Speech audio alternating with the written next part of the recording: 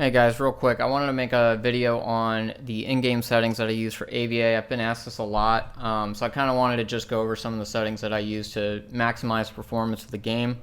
It helps you play a little bit better, and let's go ahead and get started. So first things first, you want to go to AVA Global in your Steam, go to Manage, Browse Local Files. We're going to modify a few settings in the custom INI folder or file. So you want to go to AVA Game once this is open.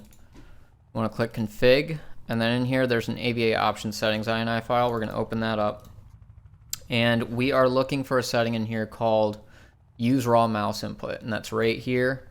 This is set to false by default. You want to turn this on to true. This will basically make the mouse movement whatever you have set in Windows. So just ensure that you have mouse acceleration turned off.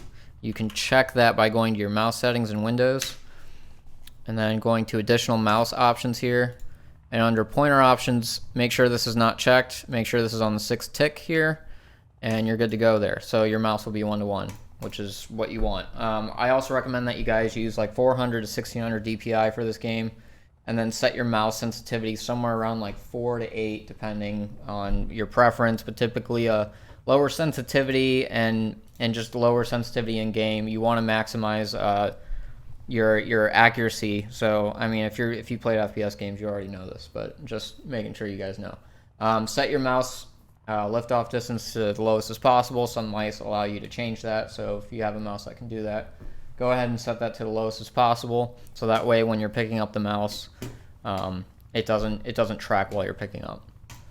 As far as mouse settings, that's the only things you really have to do there. There is one more setting in the INI file that we want to change, and it's called one frame thread lag. You want to set that to 0. What that does is it basically just churns out the frames in real time. This reduces the latency of what's happening on the screen. It just makes the game a tiny bit more responsive. You know, every little bit helps here. This does have a bit of a performance hit, so you have an older PC, just leave this disabled, set it to 1. Otherwise, I just set it to 0. It's an old game, so you really don't have to worry about this being a performance hit in today's world. You set that there, and then there's one more here that you can also set. If I can find it real quick. Let's see. It's around here somewhere. Okay, guys, I found it. I don't know why I couldn't find it. It's near the bottom. It's called max frame latency. Also set this to 0. That reduces the frame latency to 0. So again, the frames come in real time. There's no pre-rendering of the frames. Again, makes the game just a little bit smoother and more responsive for you guys. So let's go ahead and hop in game. We're gonna save this and close. We'll hop in game real quick. I already have it open, so I'm just gonna go ahead and go in here. Let's go to the settings real fast. Video settings. Typically, I don't use this resolution. In AVA, you want to use a 4:3 resolution. This is an old school game, old school engine. The widescreen, there's no benefit. You actually lose screen real estate when you use the 16:10 and 16:9 aspect ratios. So it's actually better to play 4:3. I do black bars. You can set that in a video control panel. I don't have an AMD card, so I don't know how you would set that, but in AVA, you would set that by going to your NVIDIA control panel here, and then you go to adjust desktop. Sorry, not adjust desktop. Adjust desktop size and position. Set it to scaling mode, aspect ratio. That way, when you do 4:3, you get the black bars, and the pixels are nice and 1-to-1 and clean.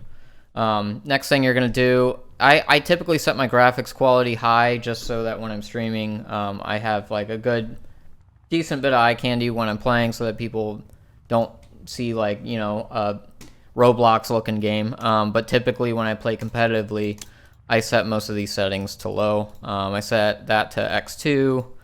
Everything basically gets turned off. Character quality low. You want high contrast in this game, and you want the least amount of stuff like on screen that's being rendered. Anti-Aliasing, I typically set that to none when I play competitively, but when I'm streaming or if I'm recording videos, I set this higher. Again, these are just competitive settings. This game's not competitive right now, and I don't know if it'll be competitive in the future, but that's what I would use in that regard. So normally, you know, just set this to excellent, and you're pretty much set. Set background detail back on. Particle impacts if you want them, they're kind of cool. And that's pretty much it, guys. The settings really don't matter too much. Just make sure you don't have fog, light shafts, or glare effects on, because they're just distracting and they eat up a lot of the GPU. Gamma, I typically set to 3.0. This game, it's very hard to see in the dark areas, especially on like Hammer Blow and some maps like that where like the interiors are just very dark. It's already very difficult to see even at 3.0, so make sure it's set to that. Basic scanning rate, definitely want to set that if you have a high refresh rate monitor. If you set it to 59 Hertz, the game's going to play like crap. So just set this to basic scanning rate. It'll just auto-detect your monitor. Audio settings, leave it at 32 channel. None of these other options work all that well. This one will actually start cutting out and muting the game, so just leave it at 32. Set in-game volume, system volume to 5. When you have it set to 50 by default, the game is... There's so much distortion in the sound, it's really bad. You want to minimize that as much as possible, so I just set that to 5. It's still very loud, even at 5, so just bear that in mind. Reverb Effect, turn that off. It's just distracting, doesn't really help. Controls, again, I use 800 DPI and 4 mouse sensitivity. I feel like that's a good middle ground for a fast-paced game like AVA. I still get the control that I need. At the same time, I'm able to turn around relatively quickly. Game settings here. I'm going to go over this vertical sync setting in a second here. I'll come back to that. I use scaled HUD whenever I do a high resolution. Like I said, you guys want to do a 4:3 aspect ratio resolution. If you're doing high resolution, I recommend you turn on scaled HUD. It gives you a thicker crosshair. It's a lot easier to use a thicker crosshair in game, so I turn that on. LI silhouette, I actually keep this turned off. I don't know why that was on. That's good if you're just beginning. I find it really distracting when I see the silhouettes in game, especially in demo. So I turn that off for that. Second cam, that's really useful for competitive. When you nade people, you get a camera of what they saw when they died. And sometimes you can see some enemies in that tiny little screen. You can call that out. So that's actually really useful in that regard. I turn it off when I do like video recordings and stuff, because it can be slightly distracting for the video. But typically in a competitive setting, you want to keep that turned on. Mute status board sounds, I turn that on because I don't want to hear that crap. Minimap shot after image, you get a little blip on your minimap. It's really helpful. Keep that on. I turn the text off. I don't need to see the text there. I don't use pin minimap. That's just a personal preference.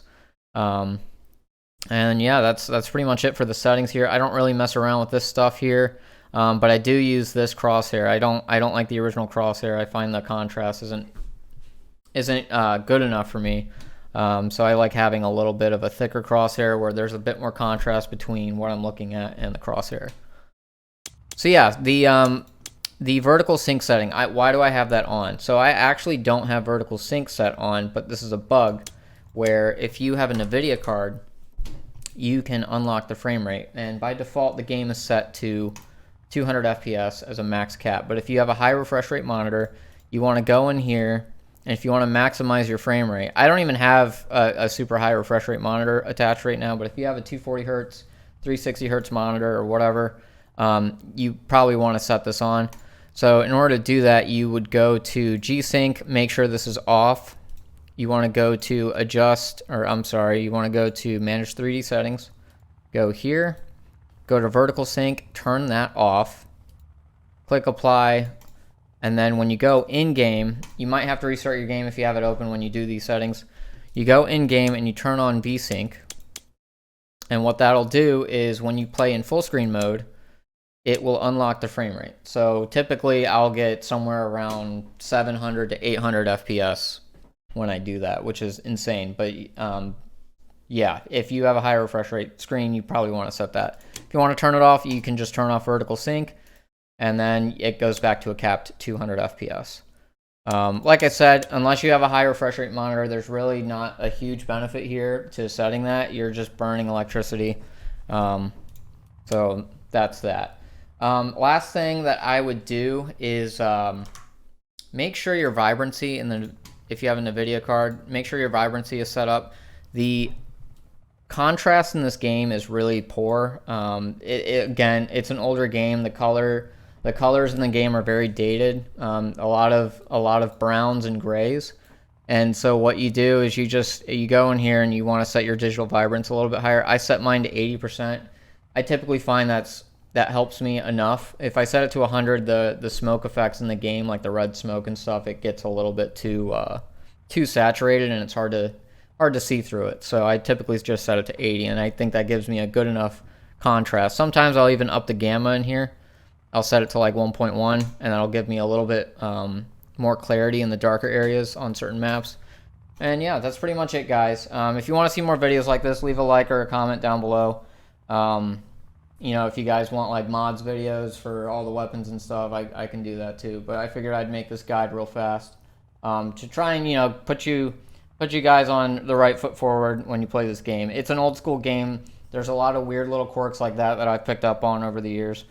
And yeah, so hopefully this helped you guys. Hope you enjoyed the video, and I'll see you guys next time.